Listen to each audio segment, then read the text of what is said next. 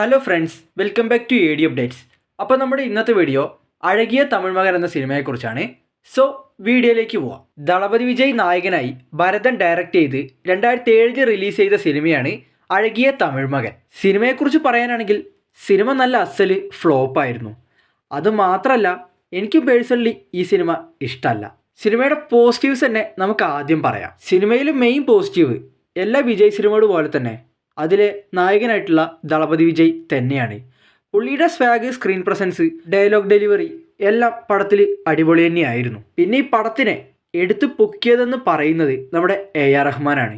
പടം ഫ്ലോപ്പാണേലും പടത്തിലെ സോങ്സ്, ഒരു സോങ് ഒഴിച്ച് പടത്തിലെ ബാക്കി എല്ലാ സോങ്സും വേറെ ലെവലാണ്. അന്നത്തെ ടൈമിൽ ഈ സിനിമയിലെ സോങ്സ് ഉണ്ടാക്കിയ ഓളം ചെറുതൊന്നും ആയിരുന്നില്ല. മെയിനായിട്ട് ഈ സിനിമയിൽ അന്നത്തെ കാലത്ത് ഓളം ഉണ്ടാക്കിയ സോങ്സാണ്. ഒന്ന് എല്ലാപ്പുകഴും, അതൊരു വൻ മോട്ടിവേഷൻ സോങ് ആയിരുന്നു. 2 മധുരയ്ക്ക് പോകാതടി, 3 പൊന്മകൾ വന്താൽ, 4 വലയപ്പട്ടി തവിലെ. ഈ 4 സോങ്സ് അന്നത്തെ കാലത്ത് ട്രെൻഡിങ് ആയിരുന്നു.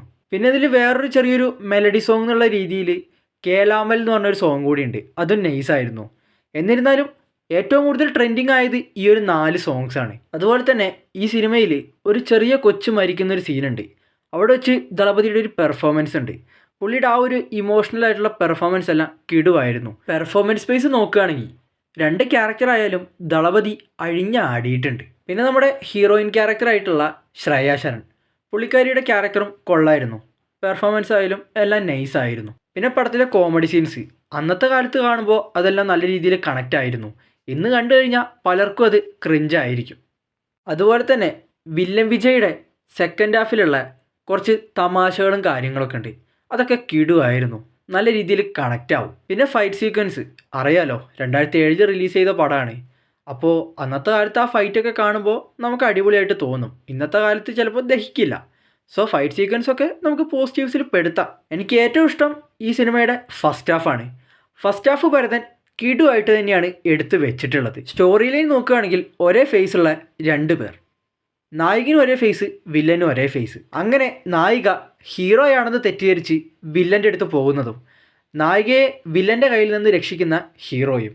ഇത് തന്നെയാണ് മെയിനായിട്ട് അഴകിയ തമിഴ് മകൻ്റെ പ്ലോട്ട്. പിന്നെ ഇൻ്റർവെൽ ബ്ലോക്കും അത്യാവശ്യം നൈസായിരുന്നു. നമ്മുടെ വില്ലൻ വിജയുടെ എൻട്രി, ആ ഒരു എൻട്രി, അവിടെയുള്ള ഫൈറ്റും അതെല്ലാം നൈസായിരുന്നു. ഇനി നെഗറ്റീവ്സിലേക്ക് കിടക്കാം. സിനിമയെ മെയിനായിട്ട് ബാധിച്ചത് സെക്കൻഡ് ഹാഫാണ്. വില്ലൻ വിജയുടെ എൻട്രിയോടുകൂടി പടം മൊത്തത്തിൽ അങ്ങ് മാറുകയാണ്. ശരിക്കും വില്ലൻ വിജയുടെ പ്രസാദ് എന്ന ക്യാരക്ടർ ഒരു വുമണൈസറായിട്ടുള്ള, മണി മൈൻഡറായിട്ടുള്ള ഒരു ക്യാരക്ടറാണ്.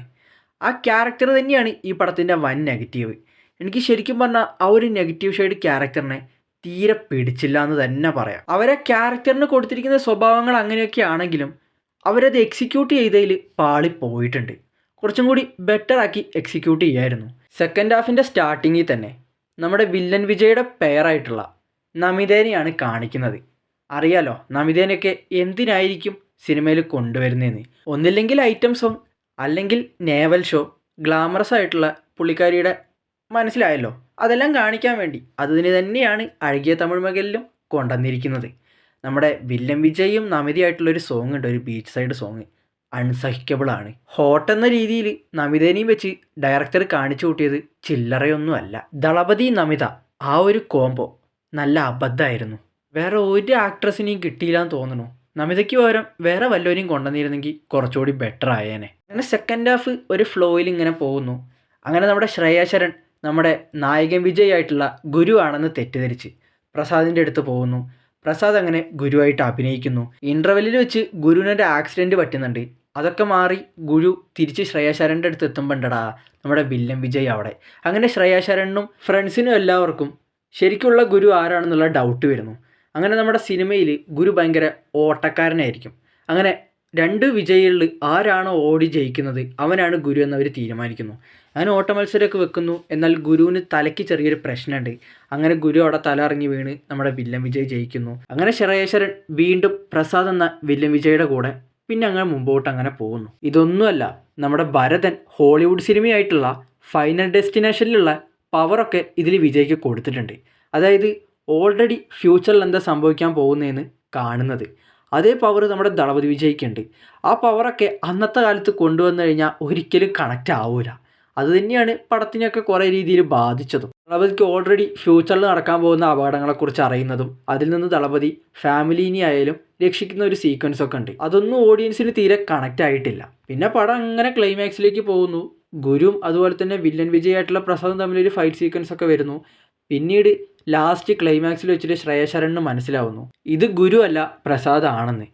അങ്ങനെ പ്രസാദിൻ്റെ കയ്യിൽ നിന്ന് ശ്രേയ ശരൺ എസ്കേപ്പ് ആവാൻ നോക്കുന്നതും പിന്നെ ക്ലൈമാക്സിലെ ആ ഒരു ഫൈറ്റ് പോർഷനാണ്. അതായത് നമ്മുടെ ദളപതിയുടെ ഗുരു എന്ന ക്യാരക്ടർ ഒരു ലോറിയുടെ പുറകെ ബൈക്ക് ഓടിച്ച് പോകുന്നതും കുറേ വില്ലന്മാർ ആ ലോറിയിലിരിക്കുന്ന മുളക്കമ്പുകൾ ഇങ്ങനെ ദളപതിയുടെ മേത്ത് എറിയുന്നതും ദളപതി ഇങ്ങനെ സൂപ്പർമാനെ പോലെ അതൊക്കെ മിസ് ചെയ്തു സ്ലിപ്പ് ചെയ്തും അങ്ങനെ കുറേ ഡിഫൻസ് എല്ലാം ചെയ്തിട്ട് അതൊന്ന് എസ്കേപ്പ് ആവുന്നത്. അങ്ങനെ ലോജിക്കില്ലാത്ത ഒരു മണ്ടൻ ക്ലൈമാക്സ്. അങ്ങനെ ക്ലൈമാക്സിൽ നമ്മുടെ ഗുരുവിൻ്റെ കയ്യിൽ നിന്ന് അറിയാണ്ട് ശ്രേയ ശരണിന് കത്തി വെച്ചൊരു കുത്തുകൊള്ളുന്നു. ശ്രേയ ശരൺ ഹോസ്പിറ്റലാവുന്നു. ക്ലൈമാക്സിലും നമ്മുടെ പ്രസാദായിട്ടുള്ള വില്ലൻ വിജയ് ഗുരുവിനെ അടിച്ചിട്ട് ഗുരുവിൻ്റെ ഡ്രസ്സ് എടുത്തിട്ടിട്ട് ശ്രേയ ശരണിനെ ഹോസ്പിറ്റലിൽ എത്തിക്കുന്നു. അവിടെ വെച്ച് അത് ഗുരുവാണെന്ന് തെറ്റിദ്ധരിച്ച് ശ്രേയ ശരൺ വീണ്ടും പ്രസാദിൻ്റെ തന്നെ കുറച്ച് മോശമായിട്ടുള്ള കാര്യങ്ങളൊക്കെ പറയുമ്പോൾ പെട്ടെന്ന് താൻ പ്രസാദാണെന്നും ഗുരു അല്ലെന്നും അവിടെ വെച്ച് പ്രസാദ് ഓപ്പണായിട്ട് പറയുന്നു. ആ ടൈം ആകുമ്പോഴേക്കും ഗുരു അവിടേക്ക് ഓടിയെത്തും. അങ്ങനെ അവിടെ വെച്ച് നമ്മുടെ ഗുരുവിൻ്റെയും ശ്രേയ ശരണിൻ്റെയും സ്നേഹം കണ്ട് വില്ലനായിട്ടുള്ള പ്രസാദ് ആ സ്വഭാവമെല്ലാം മാറി നല്ലവനായി മാറുന്നു. അപ്പോഴായിരിക്കും നമിത പ്രഗ്നൻ്റ് ആയിട്ട് പ്രസാദിൻ്റെ മുമ്പിലേക്ക് വരുന്നത്. അതും ട്വിൻസ്. അങ്ങനെ പ്രസാദും നമിതയും ഒന്നിക്കുന്നു. ഗുരുവും ശ്രേയ ശരണും ഒന്നിക്കുന്നു. ശുഭം. The end. ഇതാണ് സെക്കൻഡ് ഹാഫ്. സെക്കൻഡ് ഹാഫ് ശരിക്കും പറഞ്ഞു കഴിഞ്ഞാൽ നല്ല ബോറായിരുന്നു. അതുതന്നെയാണ് സിനിമ മെയിനായിട്ട് പൊട്ടാൻ കാരണം. കാരണം ഫസ്റ്റ് ഹാഫ് നൈസായിട്ടാണ് എടുത്തത്, എന്നാൽ സെക്കൻഡ് ഹാഫ് മൊത്തം പാടി. മെയിനായിട്ട് സെക്കൻഡ് ഹാഫിലെ ദളപതിയുടെ വില്ലനിസം അത് ഭയങ്കര ബോറായിരുന്നു. ഒന്നാമതായി വുമണൈസർ ആയിട്ടുള്ള ആ ഒരു ക്യാരക്ടർ, അത് മെയിനായിട്ടുള്ള പ്രശ്നം എന്ന് വെച്ചാൽ ഡയറക്ടറുടെ ആ ഒരു എക്സിക്യൂഷൻ പാളിയതാണ്. പുള്ളിക്ക് കുറച്ചും കൂടി ബെറ്റർ ആയിട്ട് ആ ഒരു ക്യാരക്ടറിനെ ഇൻട്രൊഡ്യൂസ് ചെയ്തിരുന്നെങ്കിൽ കിടു ആയിരുന്നേനെ. പിന്നെന്താ സ്ഥിരം ക്ലീശേ സാധനം, ക്ലൈമാക്സിൽ വെച്ച് വില്ലൻ നല്ലവനായി മാറുന്നത്. അതൊക്കെയാണ് പടത്തിനെ മെയിനായിട്ട് ബാധിച്ചത്. പിന്നെ പറയാൻ വിട്ടുപോയൊരു കാര്യം, സിനിമയിലെ ശ്രേയ ശരണിൻ്റെയും അതുപോലെ തന്നെ ദളപതിയുടെയും ആ ഒരു കോംബോ കിടു ആയിരുന്നു. മെയിനായിട്ട് മധുരയ്ക്ക് പോകാതടി ആ ഒരു സോങ് വരുന്നതിന് മുമ്പുള്ള ഒരു ചെറിയ പോർഷനൊക്കെ ഉണ്ട്. ദളപതിയുടെ അമ്മയൊക്കെ ആയിട്ടുള്ള ആ ഒരു പോർഷൻ അതൊക്കെ നൈസായിരുന്നു. ഈ പടം പൊട്ടിയതിൽ നമുക്ക് തെറ്റൊന്നും പറയാൻ പറ്റില്ല. പിന്നെ ഡയറക്ടർ ആരാന്നറിയാലോ, ഭരതനാണ്.